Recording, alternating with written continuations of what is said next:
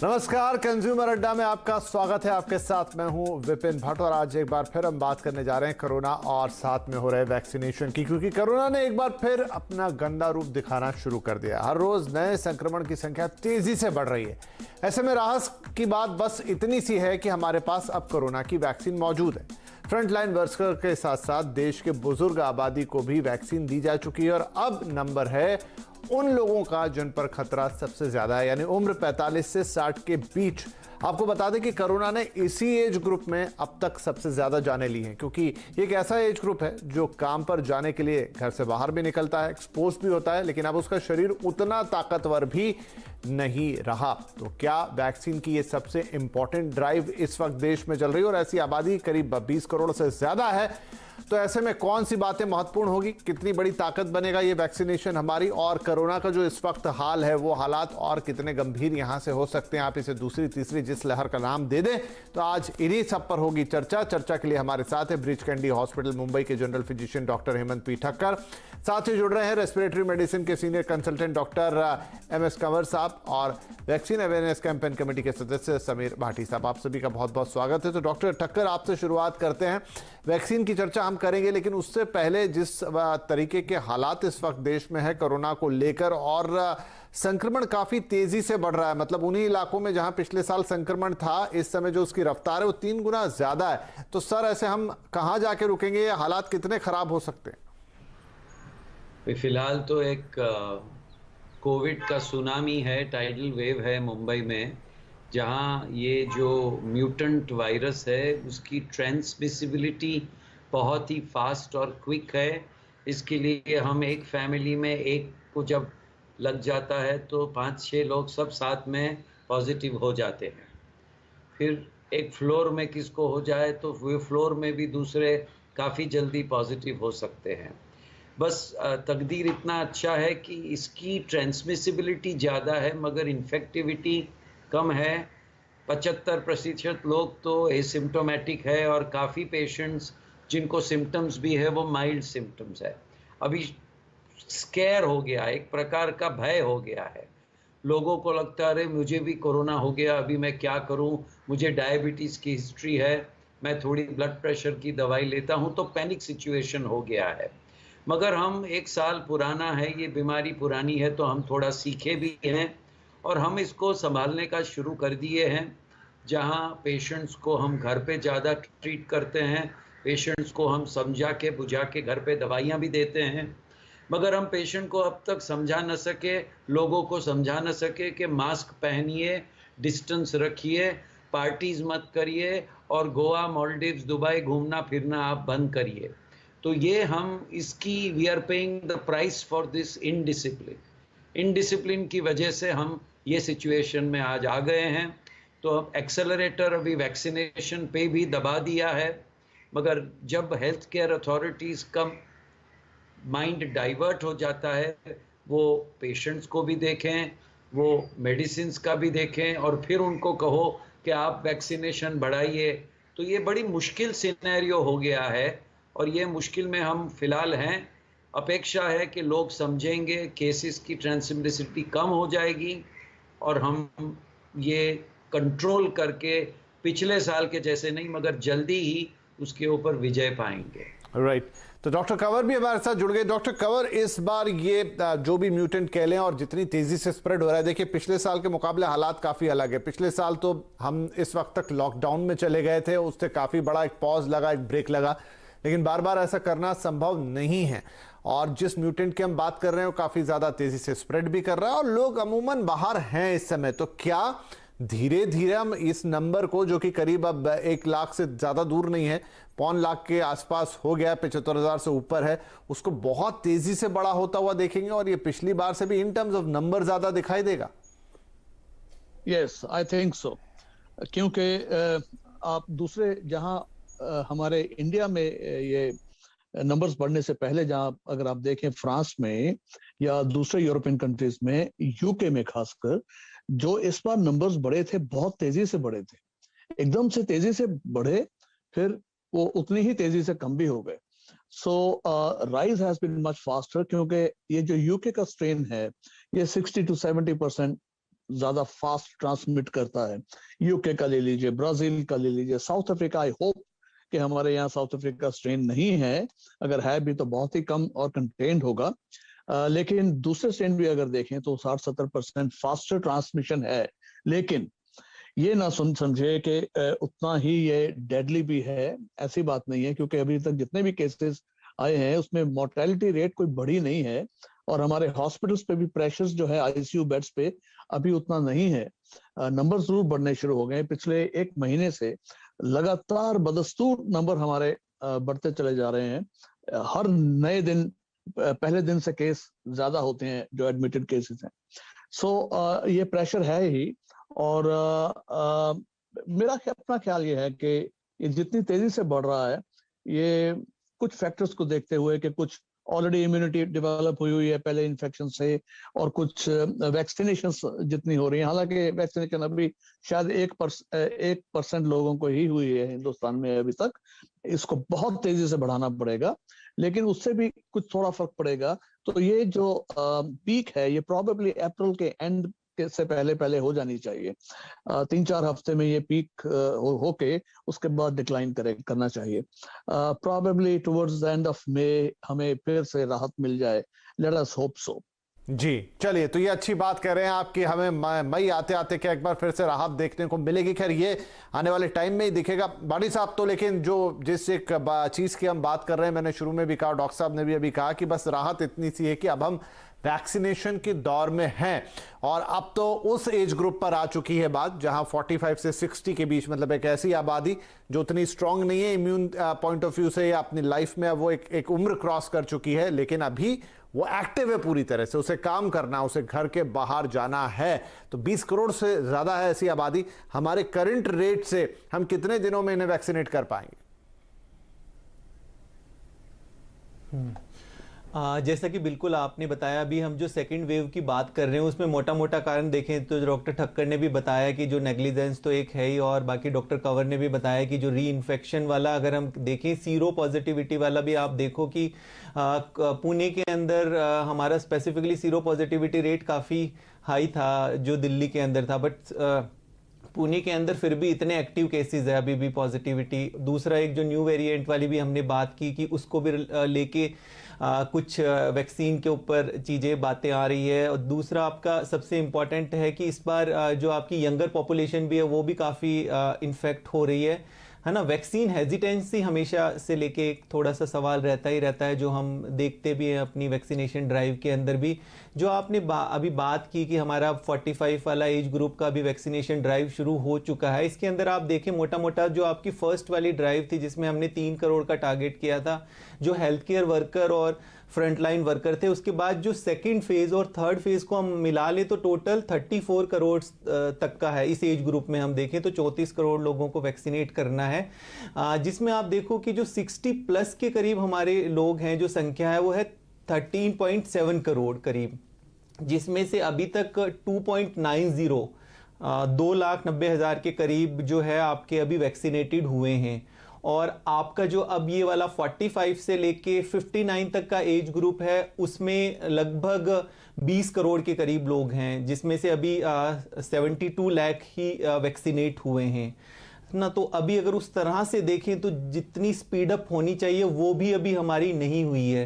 मतलब टोटल अभी वैक्सीनेशन 6.43 जो है एडमिनिस्ट्रेटेड हुई है वैक्सीन। तो उस तरह से अभी स्पीड तो मतलब उस स्पीड को अभी तक भी हम मैच नहीं कर पाए, क्योंकि पर्टिकुलरली अभी हमारा सीनियर सिटीजन्स का भी बहुत बड़ा डेटा है जो अभी रहता है जिनको अभी वैक्सीन नहीं लगी है। तो डॉक्टर ठक्कर, चूंकि हमारे पास कोई दूसरा उपाय नहीं है, ठीक है, हम जनता से बात कहते हैं कि आप मास्क पहनिए और सोशल डिस्टेंसिंग रखिए, हैंड सैनिटाइजेशन रखिए, लेकिन दूसरी तरफ जो एकमात्र हथियार हमारे पास है वैक्सीन, और वो भी डबल डोज वाला वैक्सीन है, मतलब इट टेक्स टाइम। तो क्या बहुत हाई टाइम है जब हमें कुछ भी करके अपने वैक्सीनेशन की स्पीड को थोड़ा तेज करना होगा? वैक्सीनेशन की स्पीड जरूर तेज करें, मगर अभी ऐसा सिचुएशन पैदा हो गया है कि जहां हमारे हेल्थ केयर वर्कर्स पेशेंट्स को ट्रीट करने में भी बिजी हो गए हैं। जनवरी और फरवरी बिगिनिंग में हमारे पास ऐसा वक्त था कि हमारी सारी नर्सें हमारे मेडिकल स्टाफ, हमारे इंटर्न्स, सब लोग फ्री थे और वो वैक्सीनेशन करते थे। अभी ऐसा सिचुएशन हो गया है कि हमें जान भी बचानी है, हमें ट्रीट भी करना है और वैक्सीनेशन भी देना है। गवर्नमेंट ने भी सिस्टमैटिकली अभी आज से लेके 45 के ऊपर जो भी हैं उनको हम वैक्सीनेट करने की परमिशन दे दी है। तो सब कुछ तो ये बटन तो नहीं है कि दबा दिया और गाड़ी भागती है, इसको भी सिस्टमैटिकली करना चाहिए। कोई जल्दबाजी कर ली वैक्सीनेशन में और कहाँ को किसको कोई रिएक्शन हो गया जो वैक्सीन से डिस्कनेक्टेड हो, मगर बदनाम हो जाएगा वैक्सीन, क्योंकि हमको वैक्सीन की जल्दी है। मगर हम ये इतना ज़रूर कर सकते हैं कि जो पेनल्टी होती है डिसोबीडियंस की और इनडिसिप्लिन की, इसको इतनी सख्त करे, इतनी बढ़ा दे, तो हम एक घोड़े को दौड़ाएं और दूसरे घोड़े को हम रुका सकते हैं कि जो हम इनडिसिप्लिन कर रहे हैं। क्योंकि ये प्राइस जो हम पे कर रहे हैं वो ग्रॉस इनडिसिप्लिन का है। मीटिंग्स, शादियाँ, ट्रैवलिंग, और लोगों को लगा कि हमारे पास, खास करके तो हमारे पास ऐसे पेशेंट्स आते हैं जो जिन्होंने 5 या 7 दिन पहले वैक्सीन लिया है, तो वो कहते हैं कि हमें वैक्सीनेशन के बिकॉज ऑफ वैक्सीनेशन ये हुआ है। मगर अगर आप देखें कोई वैक्सीनेशन सेंटर के बाहर लोग वैक्सीन लेके बाहर आके सेलिब्रेट करते हैं, एक दूसरों को गले लगाते हैं और फिर वहाँ एक दूसरों के साथ घूमते फिरते हैं, जैसे वैक्सीन लग गया तो फ्री हो गए। उन्हीं को ट्रांसमिशन हो जाता है। हम तो पहले ही आप ही के प्रोग्राम में कहते थे कि 2 वैक्सीन के बाद भी 2 हफ्ता लगेगा एंटीबॉडीज को, मगर आप मास्क नहीं छोड़ सकेंगे। मास्क तो आपका एक पैसेंजर है दिसंबर तक, मगर लोग भूल जाते हैं।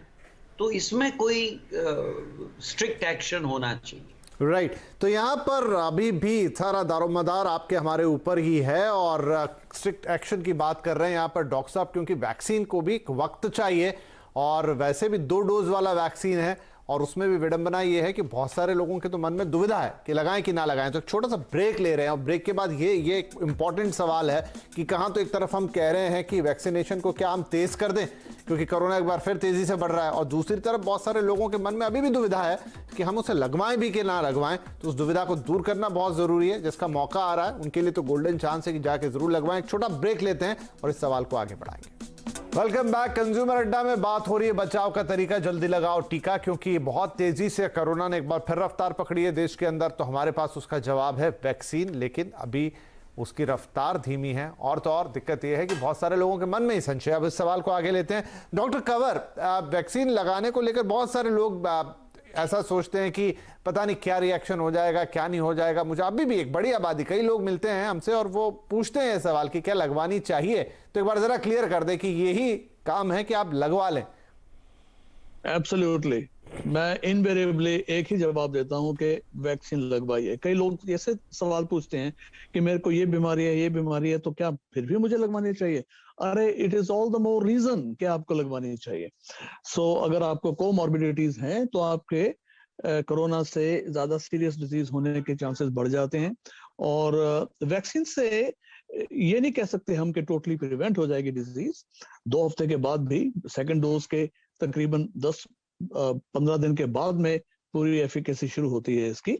लेकिन आप जानते हैं कि तकरीबन 75% के करीब एफिकेसी रेट है। इसका मतलब यह है कि 25% केसेस में वैक्सीन के बावजूद डिजीज हो जाएगी। सो एनीवे, हम पॉजिटिव ही सोचना है। हमें यही सोचना है कि हम 75% में है जिसमें कि वैक्सीन इफेक्टिव होगी।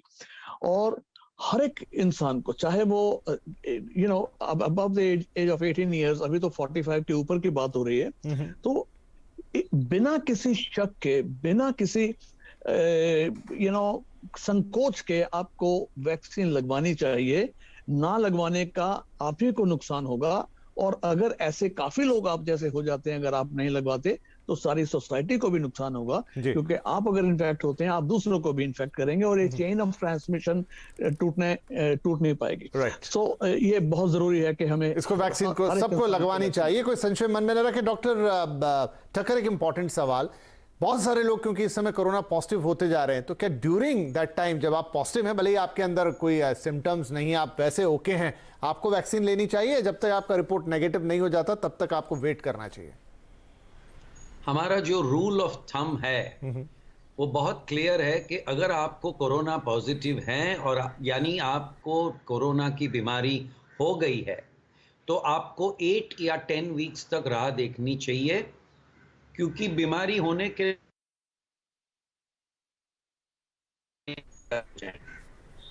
तो 8 या 10 वीक्स के बाद आप वैक्सीन लगा सकते हैं, क्योंकि एंटीबॉडीज की पैदाइश जो आपको कोविड होने से होती है वो एक खांसी होती है, मगर उसमें वो टी सेल नहीं आता है, इसलिए हम 10 वीक्स के बाद वैक्सीनेशन प्रिस्क्राइब करते हैं। राइट।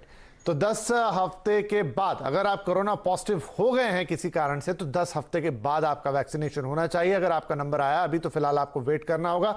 डॉक्टर कंवर, इसके अलावा एक और इंपॉर्टेंट सवाल है, बहुत सारे लोग ये भी हमसे पूछते हैं कि एक बार अगर वैक्सीन ले लिया, कोरोना तो हमारे बीच में है, ये कब तक लास्ट करेगा? क्या मुझे फिर से दोबारा वैक्सीन लगवाना पड़ेगा, या ये एक बार लग गया तो हमेशा के लिए हो गया, या साल भर बाद? होप कि इसकी वैक्सीन का असर जो है, जो कि हम दो तरीके हैं ये देखने के लिए कि वैक्सीन का असर कितनी देर तक रहेगा। एक तो सिंपल है एंटीबॉडी टेस्ट करना, दूसरा है टी लिम्फोसाइट, जो हेल्पर टी लिम्फोसाइट्स होती हैं उसकी मात्रा कितनी है वो देखना। लेकिन वो एक्सपेरिमेंटल लैब्स में होता है, वो आम टेस्ट नहीं होता जो कि लैब में गए और आईजीजी एंटीबॉडी टेस्ट करा लिया। हाँ, आईजीजी एंटीबॉडी टेस्ट 3 महीने के बाद में डिप करना शुरू कर देता है, लेकिन वो कितना डिप करेगा, 1 साल के बाद में क्या बिल्कुल जीरो हो जाएगा या कि नेगेटिव डिटेक्ट नहीं किया जाएगा, ये अभी कहना मुश्किल है, क्योंकि अभी उतना वक्त हुआ ही नहीं। लेकिन वैक्सीन की जो प्रोडक्शन जिस कंपनी से भी की है, चाहे वो कोवैक्सीन है या कोविशील्ड है, फाइजर है, मॉडर्ना है, J&J है, तो सबका टारगेट ये है कि कम से कम 1 साल तक इम्यूनिटी जरूर रहे। ये भी मजाक में कहने वाली बात है कि कई वैक्सीन कंपनीज के जो CEOs हैं वो ये चाहेंगे भी नहीं कि 1 साल के ऊपर इसकी एफिकेसी रहे, क्योंकि दे वांट के हर साल उनकी वैक्सीन लगती चली जाए। ये एक सवाल है जो कि बातों में एक कंपनी के प्रोबेबली J&J के किसी ने कह भी दिया एक मीटिंग में सबके सामने। सो ये भी एक बात है, लेकिन प्रोबेबली एफिकेसी वो चाहे या ना चाहे, CEOs क्या चाहते क्या नहीं चाहते, that is a financial discussion of a different order. लेकिन उसके बावजूद हम सोचते हैं कि अगर 1 साल भी वैक्सीन का इफेक्ट रह जाता है तो बढ़िया है, लगवाई जा सकती है जी। दूसरी, क्योंकि जैसे दूसरे सीजनल वैक्सीन भी आते हैं बाजार में। मुझे भाटी साहब क्विकली ये बताएं कि अभी चूंकि बहुत सारी छुट्टियां हैं आगे पीछे, छुट्टी वाले दिन भी ये ड्राइव जारी रहेगी? मतलब कोई ये ना सोचे कि छुट्टी है तो सरकारी छुट्टी होगी, अगर मैं सरकारी हॉस्पिटल में जा रहा हूं या किसी और जगह जा रहा हूं, 24/7 ये काम होता रहेगा, राइट? जी बिल्कुल। अभी अप्रैल के अंदर ये है कि जो भी आपके अप्रैल के अंदर गस्टेड हॉलीडेज भी आ रहे हैं उस टाइम भी आपको वैक्सीनेशन की सुविधा मिलेगी। काफ़ी सारे हॉस्पिटल 24/7 की भी फैसिलिटीज़ दे रहे हैं, 9 to 9 भी काफ़ी सारे हॉस्पिटल्स दे रहे हैं। तो अभी काफ़ी फ्लेक्सिबल आवर्स कर दिए हैं वैक्सीनेशन कराने के लिए। तो अब तो लोगों को ज़्यादा से ज़्यादा अपने आप को जाकर वैक्सीनेट कराना चाहिए। दूसरा ये कि जो प्रोसीजर है इसको खुद को कोविन ऐप पे रजिस्टर करने का, इट इज एट्स जो पहले रहा उसी तरीके से करना है? मुझे नहीं लगता इस बार कुछ अंतर है, कुछ चेंज आया है इसमें, बस वैसी प्रक्रिया को फॉलो करना है।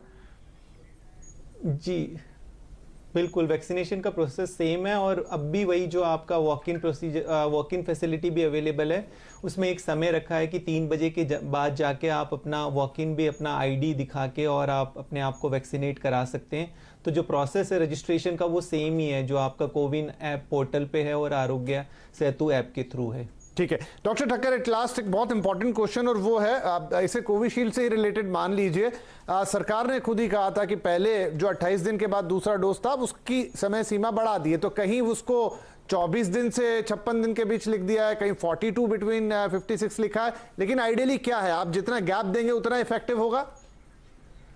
नहीं, इसमें तो ऑक्सफोर्ड के साथ भी डिस्कशंस हुए हैं, हमने पेपर्स सब कुछ पढ़ के अभी जो निर्णय हम डॉक्टर्स और साइंटिस्ट ने लिया है कि 4 to 6 weeks is better than 6 to 8 weeks.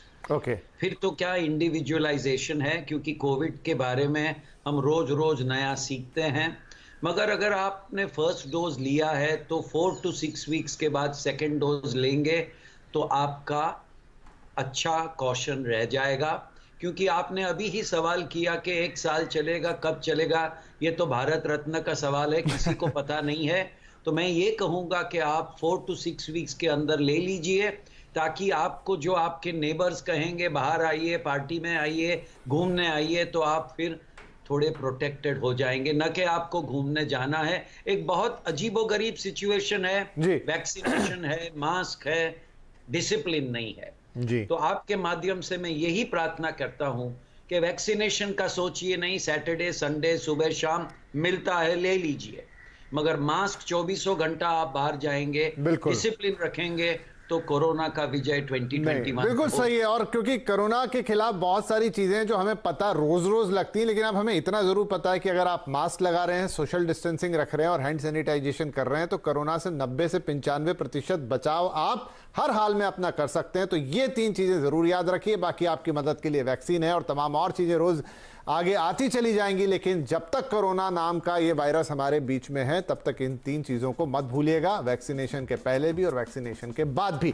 चलिए, आप सभी का इस कार्यक्रम में शामिल होने के लिए बहुत शुक्रिया। उम्मीद करता हूं कि ये चुनौती जरूर आ गई एक बार फिर से, लेकिन थोड़े से संयम और डिसिप्लिन के साथ हम इससे निपट लेंगे। धन्यवाद, नमस्कार।